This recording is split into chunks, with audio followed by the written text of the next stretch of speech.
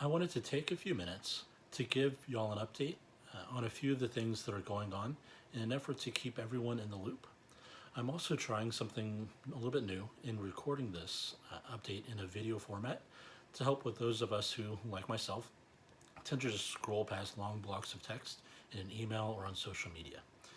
First, in regards to October 27th, it looks like there have been 7 reported neighbors who had their vehicles broken into. I think that there were also at least a few others whose cars were broken into, but they did not report them to the police. The police have a general description of the suspect available on the Peel Regional Police website. There's a link posted in the description here that'll take you directly to that. That being said, I have spoken with 2 detectives who are each working on the events that early morning, both from the vehicle break-ins aspect and also from the hate crime aspect. I want to assure you that the police are taking this very seriously and are starting to really put some resources into resolving this for us. There are detectives patrolling our neighborhood in unmarked cars, and we're also working on getting marked cars patrolling through our neighborhood as well. Additionally, the police are looking for any video footage from anyone on that night that may show the perpetrator from additional angles.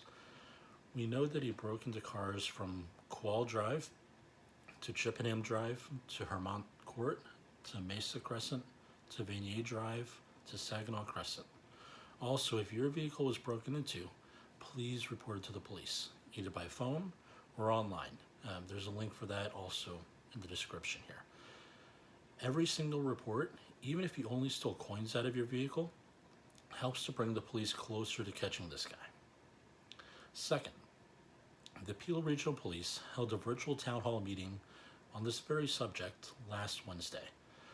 I'm hoping to get the recording available for those who were not able to attend. But just for the meantime, I do want to go over a couple of the summary main points for you. First, lock your doors. I can't emphasize this enough. The vast majority of the vehicle break-ins were because the doors were left unlocked. If more of us are more vigilant about locking our car doors, maybe the thieves will even stop frequenting our neighborhood entirely. Second, conceal or remove valuables. If a would-be burglar sees valuables in your car, he or she is more likely to check your doors to see if he can get into your car and get at them easily. Obviously, this is not a guarantee, but every little bit helps. Improve lighting. We need good lighting on our vehicles. As I see it, there are at least a few strategies in play here. For one, if your vehicle is well lit, the perpetrator may choose to skip your vehicle and go on to the next driveway. And if enough of us are well lit, then he may completely skip our neighborhood entirely.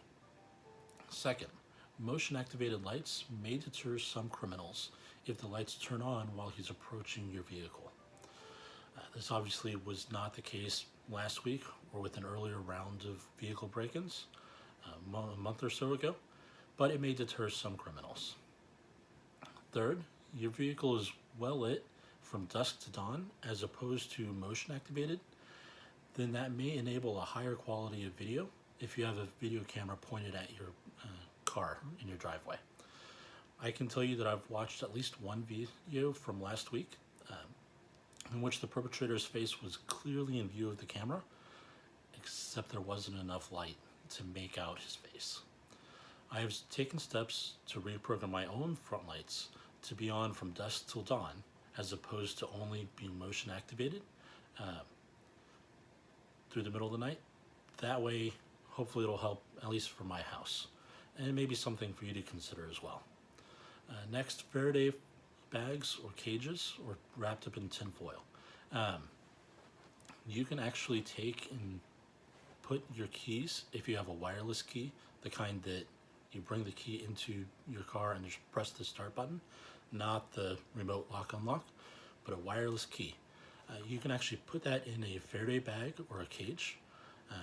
They're available from quite a few different retailers, and that actually stops the wireless signal from being repeated from your key, which is usually inside, to your vehicle, which would allow the criminal to either unlock or even drive away with your vehicle. You can also put your key in tin foil or in a metal box to get the same effect.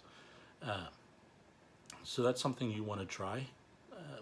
And if you're going to do that, you need to test it.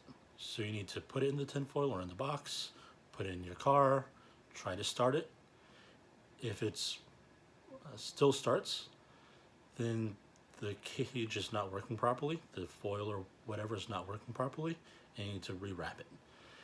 If it does work, then the car will not start, and then you know you've got a good seal and the signal's being blocked.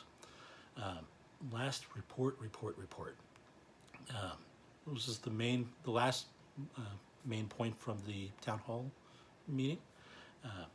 Unfortunately, the truth is that the Peel Regional Police are stretched really thin, and they use computer algorithms to justify focusing their resources on particular non-violent crimes, such as the vehicle break-ins, over others. As such, the way to elevate our current wave of vehicle break-ins is to actually let the police know every single time that a crime occurs in our area. Even if the perpetrator didn't damage your vehicle, or if he only stole coins from your car, or if he didn't even take anything at all, still report it. You can file a report either online using the link above to avoid any pushback for any officers that may be taking your report over the phone. And every single report shows a pattern, or even the path that the criminal is taking. And it can lead the police to another camera that may have a better angle on the perpetrator. Every little bit helps. If the police can see the severity of the vehicle crimes in our area, then they can start to begin devoting additional resources to taking care of this for us. So please, report every single break-in. Third, I'd like to point out the importance of alerting a homeowner or the police, fire department, to any danger in the area. While I was reviewing the video from my own house when the flag was being burned last week, I was shocked to see that someone drove by the openly visible flames without stopping or slowing down. At this point, my motion-activated lights had completely turned back off, and the flames had engulfed the flag, sending flaming debris falling onto my driveway, and the flames were clearly lighting up the garage, my driveway, the yard. The driver of the vehicle may have simply been tired or focused on the road ahead of him, but the fire was clearly visible to him or her as he approached and then drove past my home. The lesson for us all is just to please be aware of our surroundings, especially in the early hours of the night. This situation could have ended very differently. If the wind had started up, the fire could have spread to my garage and then to my house while we were inside asleep. We could have lost our home, our pets, or even a family member. If you see something dangerous going on, please alert the homeowner and call 911. As an aside, this driver may have even seen the perpetrator walking away from my house.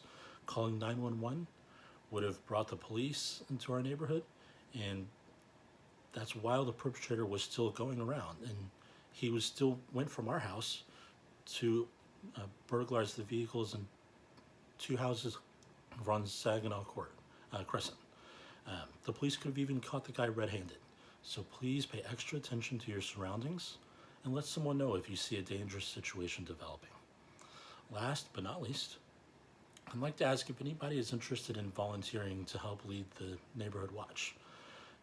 At this point, we have approximately 100 homes spread out over a good kilometer or so from one end of the neighborhood all the way to the other that are represented between the official neighborhood watch, the Facebook group, the next door group, and even the WhatsApp group chat.